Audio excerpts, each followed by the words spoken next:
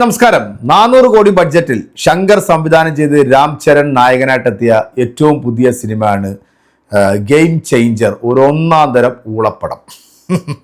നമ്മുടെ കോക്കിൻ്റെ ഭാഷയിൽ പറയുകയാണെങ്കിൽ നല്ല ബെസ്റ്റ് മലങ്കൾട്ട് സിനിമ എന്ന് പറയാം. എന്താണെങ്കിലും ഈ സിനിമ ഇന്നലെയാണ് കണ്ടത്. ഞാൻ 2 ദിവസം നാട്ടിലില്ലായിരുന്നു, തമിഴ്നാട്ടിലായിരുന്നു. അപ്പോൾ അതുകൊണ്ട് സിനിമ കാണാനും പറ്റിയില്ല. സിനിമ ഇന്നലെ പോയി കണ്ട് എൻ്റെ പൊന്നോ, ഇതുപോലത്തെ ഒരു മഹാ അപരാധ സിനിമ എൻ്റെ ജീവിതത്തിൽ ഞാൻ കണ്ടിട്ടില്ല. കാരണം എനിക്ക് തോന്നുന്നു ഇതിനെക്കാട്ടി ഭേദമാണെന്ന് തോന്നുന്നു കങ്കുവ. കാരണം ഈ ഒരു സിനിമ ശങ്കറിൻ്റെ വലിയൊരു പരാജയം തന്നെയാണ്. കാരണം ശങ്കർ ഇന്ത്യൻ 2 സിനിമ എടുത്തിട്ട് പരാജയപ്പെട്ട് നിൽക്കുകയാണ്. ഇന്ത്യയിൽ അറിയപ്പെടുന്ന ഒരു സംവിധായകൻ തന്നെയാണ് ശങ്കർ എന്നുള്ളത് നമുക്ക് എല്ലാവർക്കും അറിയാം. അതിനുശേഷമാണ് രാജമൗലിയെ പോലുള്ള ആൾക്കാരൊക്കെ വന്നത്. ഇപ്പോൾ ഈ രാജമൗലിയായിട്ടൊക്കെ ഉപമിക്കുകയാണെന്നുണ്ടെങ്കിൽ നമ്മുടെ ഈ അശ്വന്ത് ഗോക്ക് പറഞ്ഞ പത്തല് വെട്ടി അടിക്കും. ഈ സിനിമയുടെ എൻ്റെ റിവ്യൂ പറയുന്നതിന് മുമ്പായിട്ട് നമുക്ക് ഈ അശ്വന്ത് ഗോക്ക് ഈ സിനിമയെ എടുത്തിട്ട് ഊക്കുന്ന ഒരു കിഡിലൻ വീഡിയോ വന്നിട്ടുണ്ട്. നമുക്ക് അതൊന്ന് കണ്ടിട്ട് നമുക്ക് നമ്മുടെ റിവ്യൂയിലേക്ക് വരാം. സാക്ഷാൽ ശങ്കർ ഡയറക്റ്റ് ചെയ്തിട്ടുള്ള സിനിമയാണ്. ഇന്ത്യൻ 2 കണ്ടപ്പോഴേ അദ്ദേഹത്തിൻ്റെ അധപ്പതനം ഏകദേശം മനസ്സിലായതാണ്.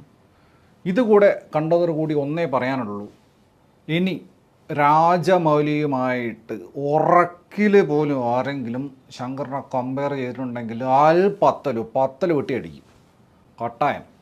കാരണം ഈ സിനിമ കണ്ടു കഴിഞ്ഞാൽ ഒരു ലെജൻഡിൻ്റെ സമ്പൂർണ്ണ അധപ്പതനം. പക്ഷേ സാധനം മലങ്കൾട്ട്, നല്ല A ക്ലാസ് മലങ്കൾട്ടിൻ്റെ ഏറും കളിയാണ്. അതുകൊണ്ട് തന്നെ പേഴ്സണലി ഈ സിനിമ കംപ്ലീറ്റ്ലി എൻജോയ് ചെയ്തിട്ടാണ് ഞാൻ കണ്ടുള്ളത്. കാരണം അറിയാലോ, മലങ്കൾട്ടാണെന്ന് ആദ്യത്തെ സീൻ കഴിഞ്ഞ് രണ്ടാമത്തെ RCയുടെ രാംചരൻ്റെ ഇൻട്രോയുടെ കൂടി തന്നെ എനിക്ക് കൺഫേമായി. ഇത് ശങ്കർ പണിയ പണ്ണലല്ല, ഇത് സാക്ഷാൽ സിംഗം ഹരി പണിയിട്ടുള്ള പണ്ണലാണെന്ന് മനസ്സിലായി. അതോടുകൂടി ഈ സിനിമ മലങ്കൾട്ടായിട്ട് നല്ല വൃത്തിക്ക് ആസ്വദിച്ചിട്ടുണ്ട്. പക്ഷേ ഇത് കണ്ട് തീർക്കുക എന്ന് പറഞ്ഞു കഴിഞ്ഞാൽ മലങ്കൾട്ട് ആയിട്ട് ആസ്വദിക്കാൻ പറ്റാത്ത ആളുകൾക്ക് അസാധ്യമായിരിക്കും. കാരണം അതുപോലത്തെ കാട്ടാക്കൂസ് അപരാധ കളികളുടെ ഘോഷയാത്രയാണ് ഈ സിനിമ ഉടനീളം. ടെക്നീഷ്യൻ അപ്പം എനിക്കും പറയാനുള്ളത് ഈ ഒരു അഭിപ്രായം തന്നെയാണ്. ഇന്നലെയാണ് ഞാൻ സെക്കൻഡ് ഷോയ്ക്കാണ് ഈ സിനിമയ്ക്ക് പോയത്. സത്യം പറഞ്ഞാൽ തുടങ്ങി ഒരു 2-3 സീൻ ആയപ്പോൾ തന്നെ ഈ സിനിമയുടെ ഒരു പോക്ക് എന്താണെന്നുള്ളത് നമുക്ക് വളരെ വ്യക്തമായിട്ട് മനസ്സിലായി. ടെക്നിക്കൽ വശങ്ങളെ കുറിച്ചിട്ടൊന്നും ഞാൻ സംസാരിക്കുന്നില്ല. കാരണം ടെക്നിക്കൽ വശങ്ങളൊക്കെ അത്യാവശ്യം നല്ല രീതിയിൽ തന്നെ ചെയ്തിട്ടുണ്ട്. ഇതിനകത്ത് അച്ഛനും മകനുമായിട്ടുള്ള റോളിലാണ് രാം ചരൺ ഈ സിനിമയിൽ അഭിനയിച്ചിരിക്കുന്നത്.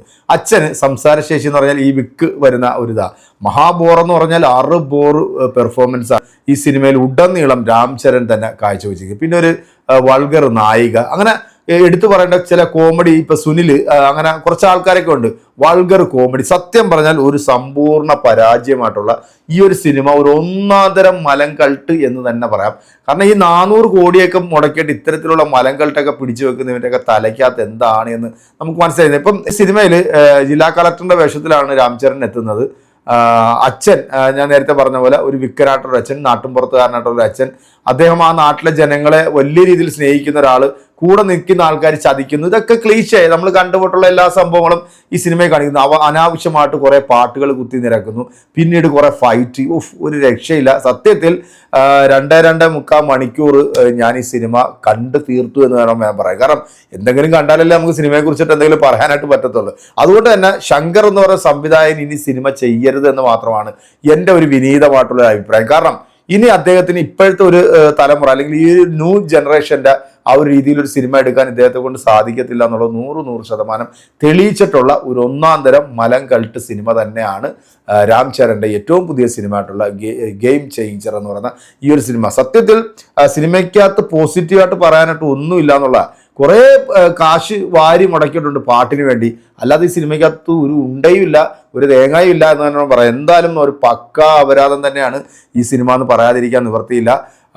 ഷൈനികത്തിൻ്റെ സിനിമ ഞാൻ കണ്ടില്ല, അതുപോലെ തന്നെ പുണ്യാളനും ഞാൻ കണ്ടില്ല. അപ്പം സിനിമ കാണും. സിനിമ കണ്ടതിന് ശേഷം നമ്മുടെ അഭിപ്രായം 2 സിനിമയുടെയും കൂടെ ഒറ്റ ഇതിൽ നമ്മൾ പറയുന്നതായിരിക്കും. തീർച്ചയായിട്ടും നിങ്ങൾ ഈ സിനിമ കണ്ടവരാണെന്നുണ്ടെങ്കിൽ നിങ്ങളുടെ അഭിപ്രായം എന്താണോ അത് നമ്മുടെ കമൻറ്റ് ബോക്സിൽ അറിയിക്കുക. കാരണം ഇതുപോലത്തെ ദുരന്ത സിനിമകൾ സത്യം പറഞ്ഞാൽ തിയേറ്ററിൽ കണ്ടു തീർക്കുക എന്ന് പറഞ്ഞത് തന്നെ അത് വലിയൊരു കാര്യം തന്നെയാണ്. സിനിമാ വിശേഷമായിട്ട് വീണ്ടും കാണാം. അതുവരേക്കും എല്ലാവർക്കും